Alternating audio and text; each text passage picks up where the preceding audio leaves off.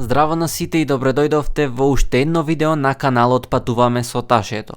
Ова е уште едно зимско информационо видео кое што мислам дека ќе биде многу корисно за оние почетници, оние кои што допрва сакаат да започнат со патување, па и кои што туку започнале, но можеби некои поискусни моторџи ќе пронајдат некои поискусни работи, па слободно како и секогаш добре дојдено е кој сака секој слободно уште некое свое мислење да изрази долу во коментарите, како што и често пати се случува, па и дискутираме во таа секција за коментари. На претходното видео имаше доста коментари на тема оделото за дожд, па мислам дека може еден ден ќе треба и посебно видео да се направи за возење и опрема на дожд. Но сега да продолжиме со уште 7 работи кои што треба да ги знаете доколку одите на патување со мотор.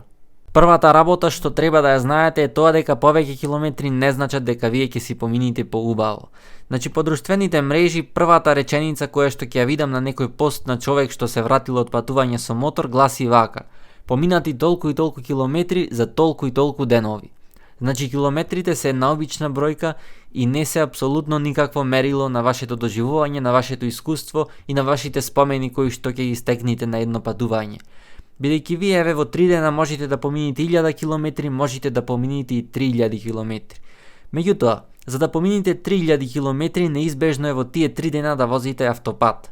Можеби не по цел ден сите километри на автопат, меѓутоа барем 3/4 сигурно ќе треба на автопат да ги помините.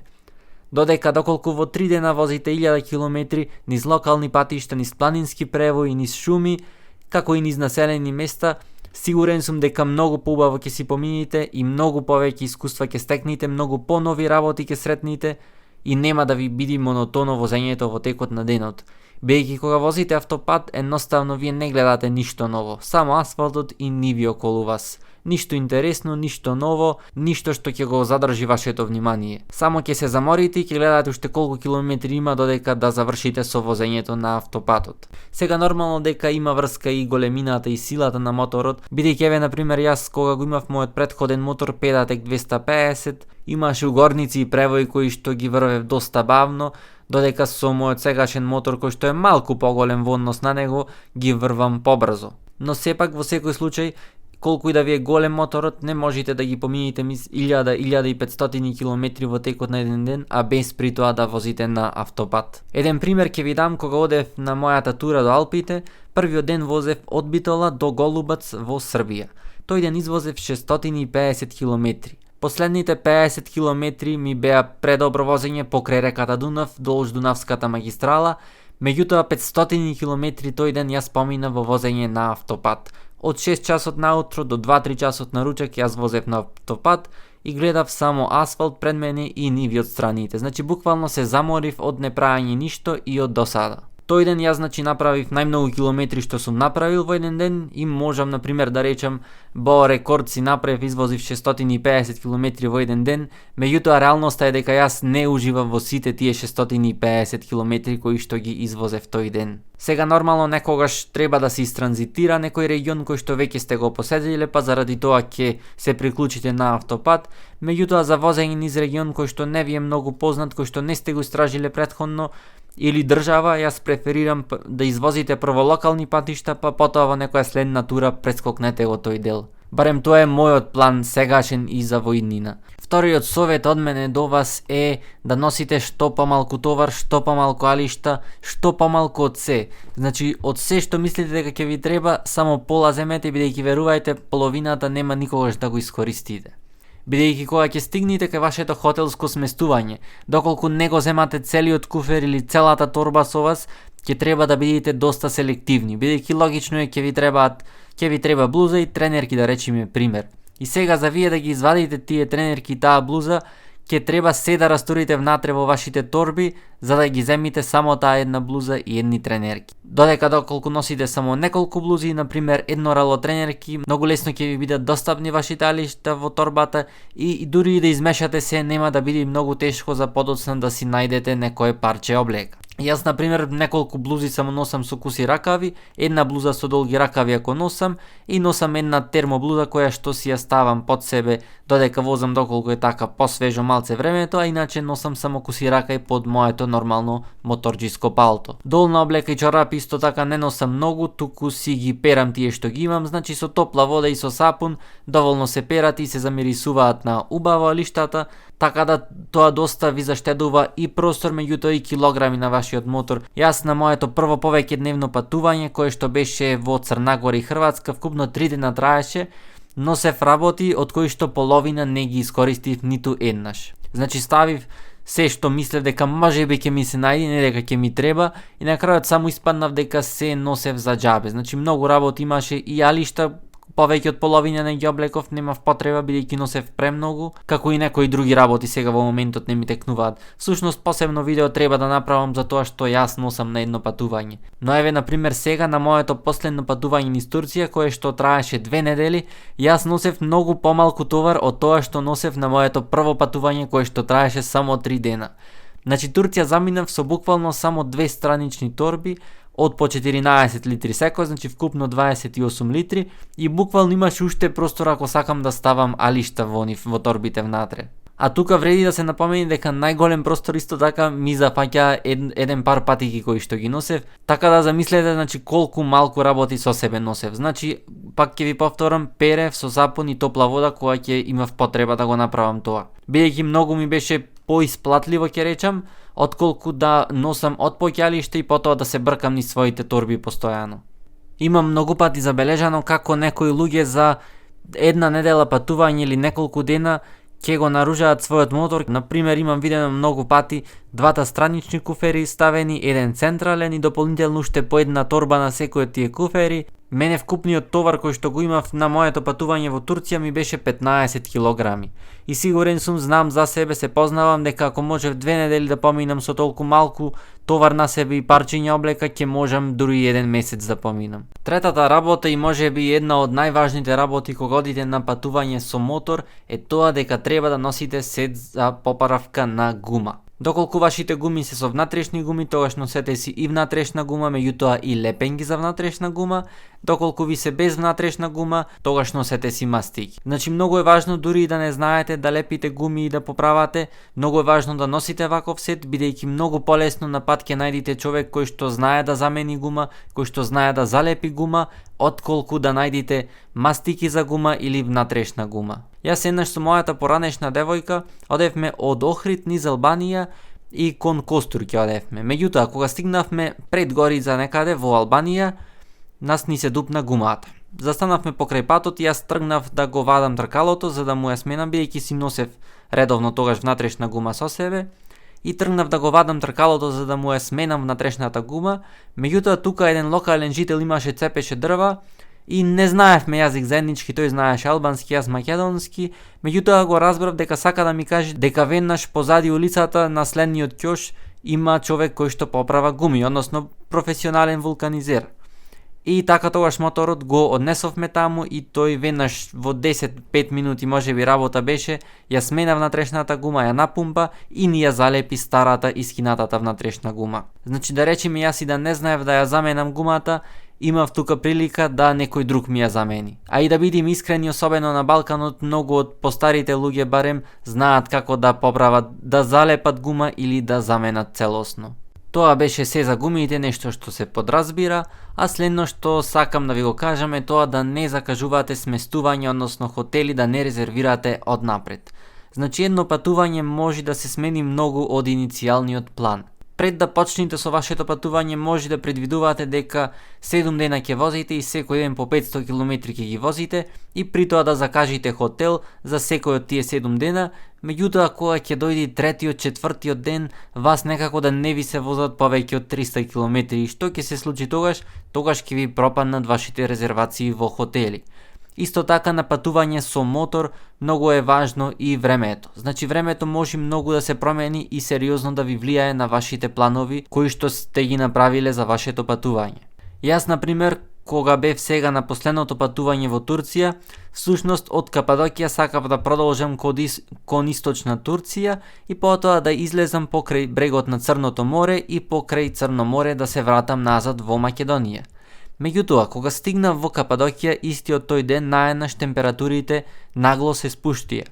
Во источниот предел на Турција беа од -8 до +5 степени, што е премногу ладно, а брегот на Црното море цел беше врнежлив.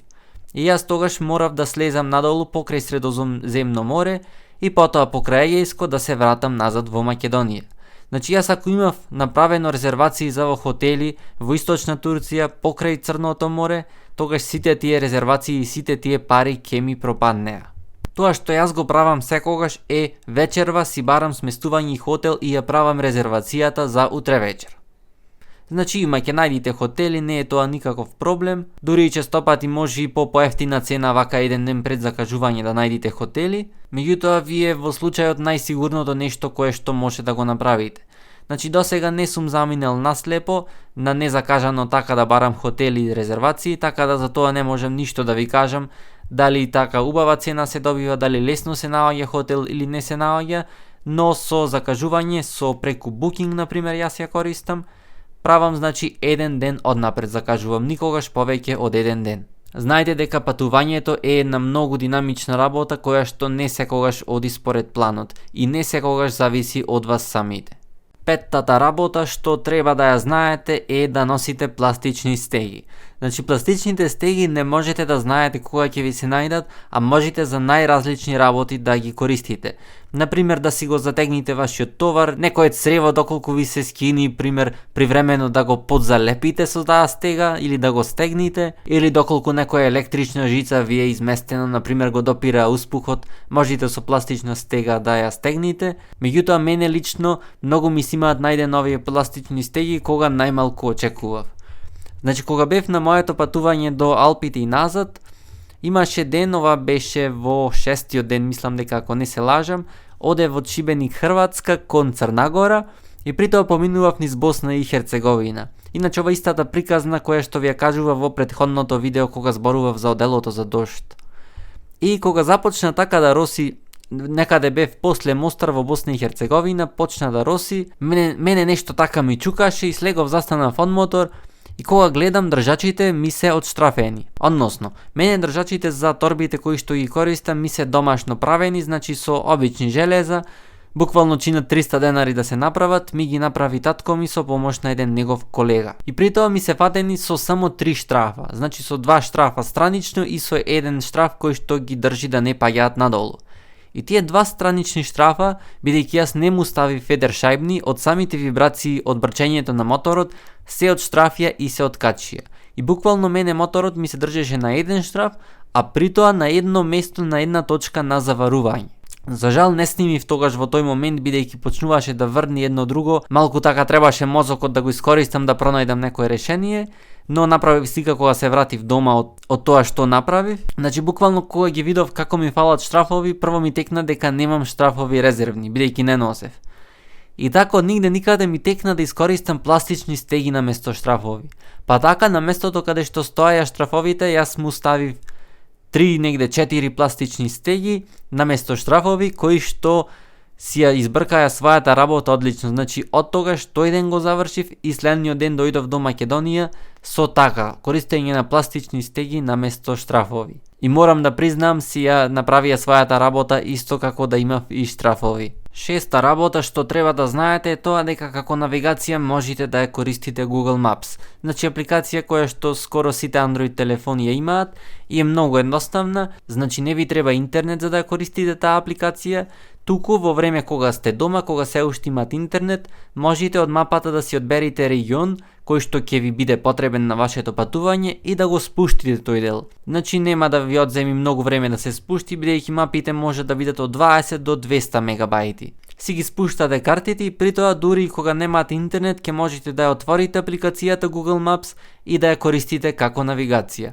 Еден недостаток тука на оваа апликација што јас го заприметив при користењето е тоа доколку така користите офлайн карти дури кога немате интернет, Доколку го сгрешите патот, односно доколку се тргнете настрана од рутата која што иницијално ви ја дала апликацијата, тогаш нема да ви го исправи патот апликацијата, нема да ви даде нови рути, нема да ви даде нови можности. Значи еднаш кога ќе поставите една рута, мора да се придржувате до таа рута. Но во секој момент можете да ја исклучите тековната рута и да започнете нова и така ќе ви даде нова рута од моменталната локација каде што се наоѓате. Во секој случај една доста веродостојна апликација и апликација која што многу добро предвидува колку време ќе ви биде потребно за да помините некое растојание. Седми и последен совет од мене до вас е секогаш да носите тампони во вашите уши, дури и на еднодневни тури, исто така и на еднонеделни тури, па и повеќе. Најгласното нешто додека патувате на мотор не е брчењето на моторот, туку е ветерот. Ветерот многу добро знае вас да ве измори. Може би ќе си речите, ветерот е гласен, сега ќе го послушам малце, ќе ме одржува буден во текот на моето патување, меѓутоа тоа не е вистина. Вашата постојана изложеност на тој ветер, на тој звук, прави вашиот организам да се осеќа доста изморено. Како што возите така секој ден, за вашиот ум станува нормално тој звук, станува секојдневиест, меѓутоа подсвесно тој звук многу знае да ве измори. Освен заморот, исто така една логична причина поради која што треба да носите е тоа што кога ќе застаните, ќе нема многу добро да слушате. Ќе треба малце да викате повеќе, односно тие што вас ќе ви зборуваат, ќе треба малце повеќе да ви викаат. А кога ова секој ден го правите и возите без тампони, евентуално кога ќе легнете навечер да спијате, ушите ќе ви зујат. Значи вечерта вие легнувате, сето е тишина, вие сте подготвени само да заспиете, меѓутоа вашите уши зујат. Тоа воопшто не е некое пријатно чувство навечер кога ќе си легнете и кога ќе сакате да се одморите и заради тоа ви препорачувам многу топло да носите редовно тампони за во уши. Има во аптеки силиконски, јас не сум користил силиконски, користам едни, не знам, службени во фабрики се користат како сунгерчина се такви, меѓутоа си ја бркаат многу добро работата, значи дури можете и памук да користите, топчиња памук направете, ставете во ушите, значи што и да е се што ќе ви го намали звукот кој влегува во вашите уши. Ем ќе слушате повеќе, ем ќе нема да се чувствувате толку изморени. Тоа беше се од ова видео, доколку имате некоја ваша препорака, некој совет, слободно во коментарите кажете го своето мислење. И јас имам лично уште многу да учам, вака посериозни патувања правам само 2 години, ова ќе ми биде 3-та година, така да секој мислење и за секого е добре дојдено. Доколку ви се допадна видеото, притиснете лайк и доколку веќе немате, притиснете на дугмето subscribe со цел да бидете известени за некое мое следно видео. А до тогаш останете поздравени и чувајте се.